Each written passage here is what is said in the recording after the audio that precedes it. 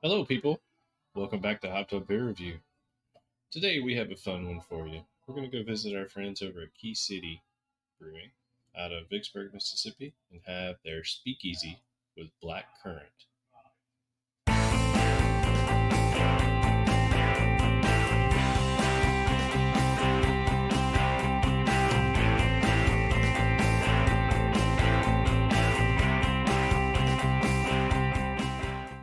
Hey everybody, welcome to Hopped Up Beer Review, the show where we give you our unprofessional, somewhat biased opinion about the beer we are drinking and reviewing. Appreciate you guys joining us for today's video. If you have not done so, be sure to like, subscribe, cheers that notification bell. We would appreciate it, and it costs you nothing. I've got Andy in the attic. I've got Jay. Gentlemen, what are we drinking today? I am Ben. We're going to have the Speakeasy Fruited Sour with black currant from Key City Brewing Company. It is artfully crafted beer in Mississippi. Sorry, I've got to get a few things ready. So if everybody can tell, I'm kind of worried. Uh-oh. Wait, are you spewing? It's frothy. It just gives a little bit on the top. That's all. All right. I got double protection here. No, geez, what are you doing? I don't want to wear this. Ooh, look at or that. Have a lap full of get my old towels. We need like a side camera in the attic so we can see this from like an overhead view. Oh, geez. What is it, like a lab tech now or something? I should have gotten my safety specs. All right. Hey, you didn't have the can explode on you in the car. Yeah. I did not. It's like a gun going off. The one episode that we did that never got recorded.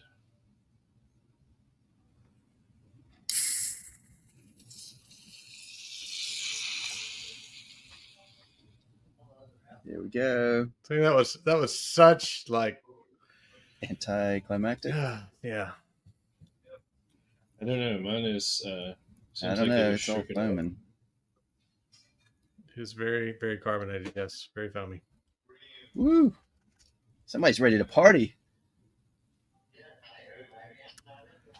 Yeah, it's a guy in the glasses and the towel. Party animal, yes. This is like a Devo video or something. I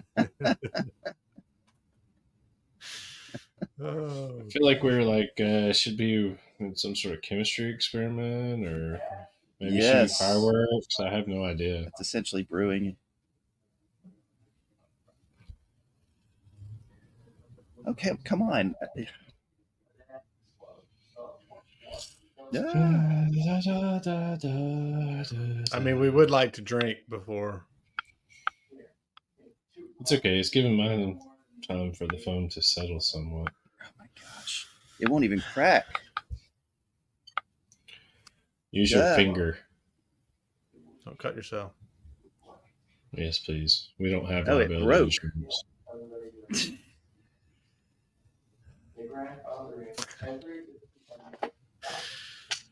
So how did this happen? Did you drop this one?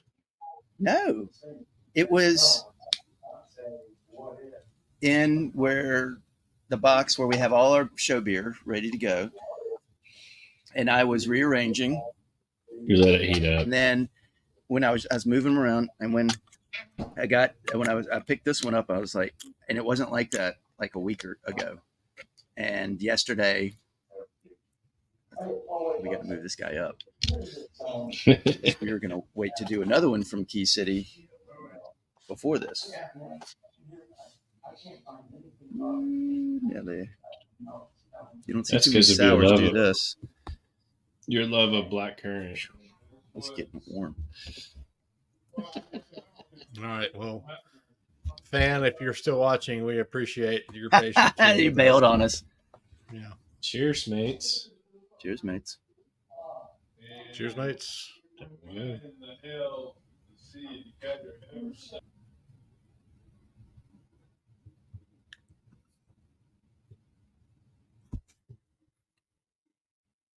take that off now. Danger has been averted. All right. What do we know? What do you say? What do you know? Have you had this one yet, Andy? I have not had any of their sours yet. I was very excited to see it within our inventory. Speakeasy is a fruited sour, and it's a series of them. This is the Black Currant, 6%, and it uses 2-row malt and wheat and pureed black currant berry, for those who don't know. It's tart, juicy, and dry. You can get juicy and dry out of the same beer.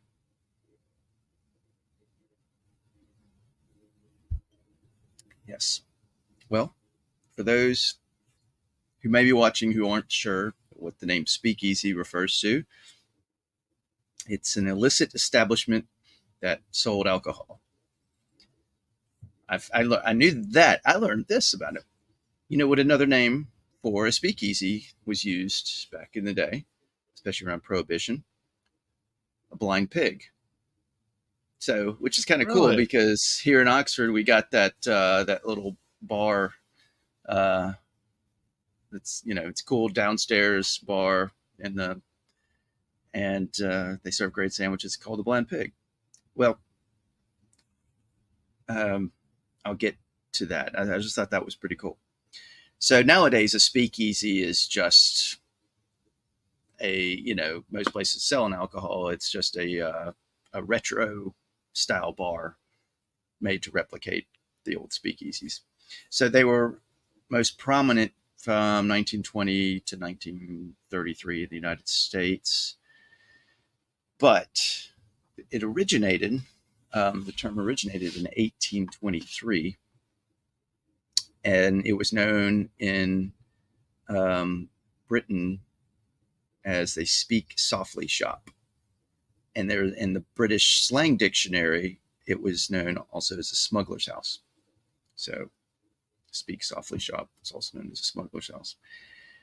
It transformed to a speakeasy shop, and so a place where unlicensed liquor sales were made. Even though maybe the country was selling beer, it was an unlicensed place.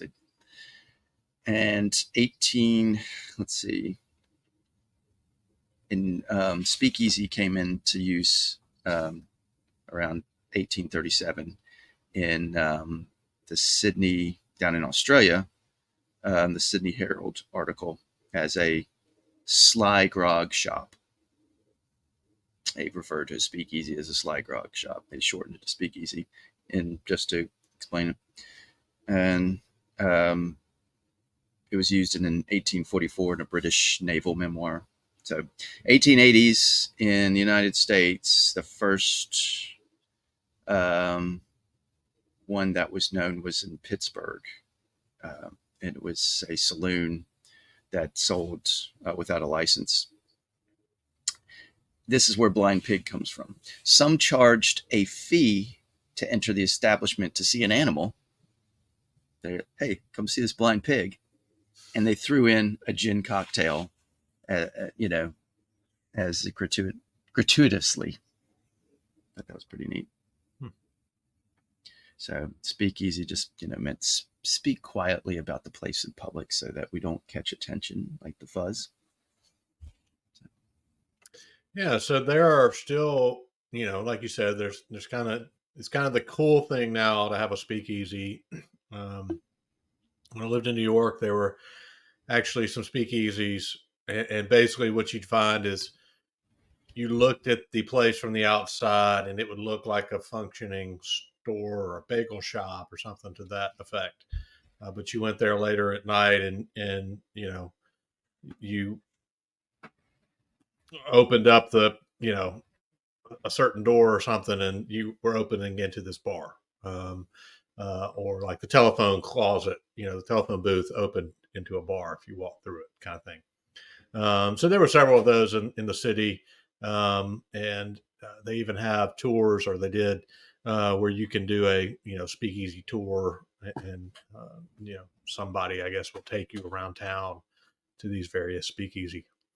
There's also, or used to be at least, one here in the Jackson area, in the back of an old drugstore, in the back of what used to be a drugstore. It's kind of turned into a restaurant, cafe type place. In the back of that, there is a speakeasy as well, somewhat hidden, obviously. So I think they still exist as a novelty, somewhat. Yeah, So the one in New York was Criff Dogs was the one behind the phone book or the phone booth. When I was visiting about 2010, I'd heard about it, and man, the guy I was with went in to the place. It's just a little hot dog shop. There wasn't many people in there at night. There was nobody actually in there buying hot dogs. So I saw the phone booth, and I was like, I don't know if you pick up the thing or knock. And as soon as I picked up the thing, the door slid, or the wall slid open, and she's like, "Can I help you?" You had to have a reservation to go to the speakeasy. It wasn't, so it was like, ooh, so exclusive. So yeah, she was a very good gatekeeper. She pretty much was like, get lost. Yeah. The one I went to, I was like, okay, I saw it. The one I went to was Bathtub Gin, was the name of it. It was a similar setup. But yeah, it was really neat. And once you got into the bar, it kind of had that retro feel, and they made a lot of specialty cocktails, of course. So it was a neat place, worth visiting if it's still there. I don't even know. Jay, all right, you had a speakeasy, Jay? Yes, there are a few in Huntsville. In particular, really? I know we've reviewed Straight to Ale several times. Well, Straight to Ale is actually built in a building called Campus 805. So it's an old elementary middle school that they converted. So the gymnasium is actually where all of the brewing equipment is today. And you go up and down some of the hallways, and there's one hallway in particular where there's a set of lockers, and you push the lockers to the side, and there's a speakeasy back there. So, but nice. There's one or two others that have popped up around Huntsville, similar to the reservation. You go in, and they're really more that craft cocktail where you tell them what liquor you like and two or three other things, spicy, fruity, whatever, and the bartender goes off and does their thing. So I'm thinking we need to combine a speakeasy with an escape room, right? So, you come in, you have some drinks, you get in, and then you can't get out until you figure out how to get out. I think that's it's really great after you got a few beers. Well, they just keep serving you drinks if you can't figure it out. I mean, you'll have to keep buying them. Yeah, who would want to leave? Get out. Yeah, exactly. Who would want to leave? Oxford even did that. Did you ever go there, Ben? The Old Venice, that bar in the back after 10 o'clock at night. They would. You and I went, Andy. Okay? That was you. I couldn't remember who I went. I know I've been with Joey, and so I can remember. And it's you got to stand. You got to stand in the alleyway, knock on the door. They only let so many people in at a time, so you had to wait. But they also serve gourmet grilled cheese. Pretty good grilled cheese. And this is downstairs at Old Venice? Yeah. Mm-hmm, the back bar. The back bar. Interesting. No, never done Enough about speakeasies now. Key City Brewing Company, Vicksburg, Mississippi. It's a brew pub. It's tiny. It's founded in 2018 by a brewer and a chef. Serve some great food. So it looks like. We reviewed already. O'Hanrahan's Curse. O'Hanrahan's, the Irish Red, and this, and we still have two more after. We got Death on Two Legs and Moonchild soon. And For those who don't know, Key City refers to Abraham Lincoln's during the Civil War. I want to get the actual quote right, at least from this one site from Vicksburg. And he said, "See what a lot of land these fellows hold," Lincoln said, "of which Vicksburg is the key." Meaning, the Vicksburg is a port city on the Mississippi River, and during the Civil War, it was a huge economic hub, goods coming and going, and it was a lot of bluffs. It's the southernmost point of the Delta. The Delta pretty much stops at Vicksburg, and it is these very tall bluffs, which made it a good place to defend your territory. So they had to get it. They had to pretty much run the Mississippi River and control it. The Union Army had to lay siege to Vicksburg. So I learned all about this growing up.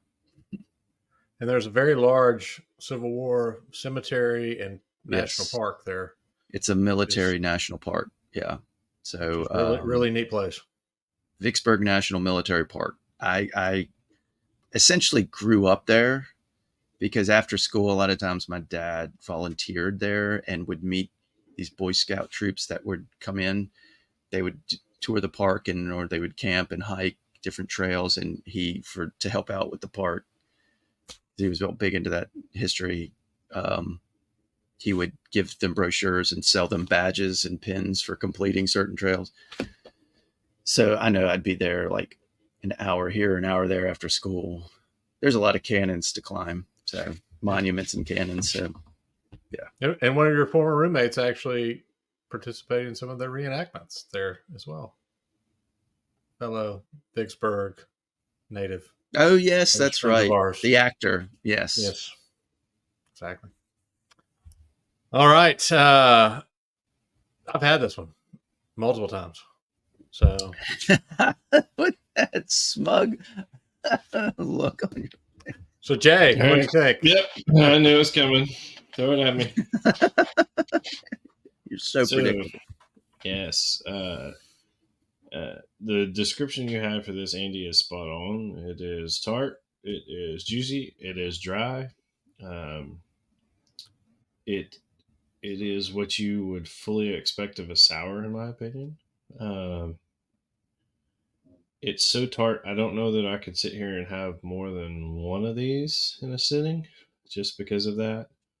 I really like it. I love the flavor, the consistency. It's a little more carbonated than I wanted. Than all of us wanted. But I can push that to the side, and I can imagine this is probably excellent on draft. I think I'll go as high as an 8 on this. All right, Andy. Yeah. This is this makes you pucker a lot. It is tart and sour. And like I said, it's got the juice, but it leaves a dry aftertaste. So it's kind of a fun beer. And it's black currant. You've had this one, Ben? Have you had any of the others? I've had the mango as well. That's the only other one I've had that I can remember. Maybe I've had one other because I have been to Key City, and I want to say they might have had another one on draft only that you can't get in the cans. They offer the mango in the cans. That's the orange label, right? Yeah. I'd have to go back and look to see if I know if they had another one when I was there that was available, I would have tried it. So I just don't remember off the top of my head. Oh. I like it. It does what a sour should do to you, make your jowls kind of tingle a little bit and make you to go in like that. So good flavor. Y'all know me. I'm a black currant fan, and Jay, I'm there with you. 8.0. All right. I will ditto everything you guys said. I think it's definitely the pucker, the carbonation is all there. It is a great beer. Jay, you kind of stole my thunder a little bit. I've had this one on draft, and it is kind of a notch above on draft. This one in particular, I like it in a can just fine, but when you have it on draft, it's just a touch better. I toyed with the idea of getting a keg of this because Key City is nearby, and it's easy for us to get kegs. I don't know if I could deal with. I mean, I love a sour. I don't know if I could deal with the pucker for 42 beers. Long time, I don't know if I could deal with that. So I haven't pulled the trigger on that yet. I do have one of the other Key City beers on draft right now, currently here in the pub shed, but not this one. So I do really like this one, though. It's one, if I'm out and I'm at a place that has, options that I've had them all, and I'm, it's the middle of, day. If I'm out for lunch, let's say, this will be one I'll get on draft if it's an option, because it is really, really good on draft for sure. So I'm right there with you. 8 was my score going into it. And I knew that before we even opened the can because I've had it so many times. So really like this one. Definitely one you should pick up if you get the chance. That is simple math, even for the three of us. That's an 8.0 for the Speakeasy with black currant from Key City Brewing Company out of Vicksburg, Mississippi. Definitely one that if you find you need to grab and check out. If you've had it, let us know what you think. Let us know where you got it to. I'd be interested to hear how large their distribution is currently, where it is reaching out to. Definitely appreciate you guys checking out this video. Be sure to like, subscribe. Cheers. That notification bell costs you nothing, and we would definitely appreciate that. Check us out on all the social media links. Man, that beer's dry. Check us out on all the social media links down below in the description. Come say hey in our Hopped Up Beer Review Discord server. It's a chat room. Nothing to be afraid of. And lastly, if you have any interest in any Hopped Up Beer Review merch, we got a link for that as well. Go check out the things we have there. And if you don't see what you're looking for, just let us know. I'm sure we can throw our logo on pretty much anything. With that, thanks again for watching. For Andy and the Attic and Jay, I am Ben. Cheers, mates. Cheers, mates. Cheers, mates.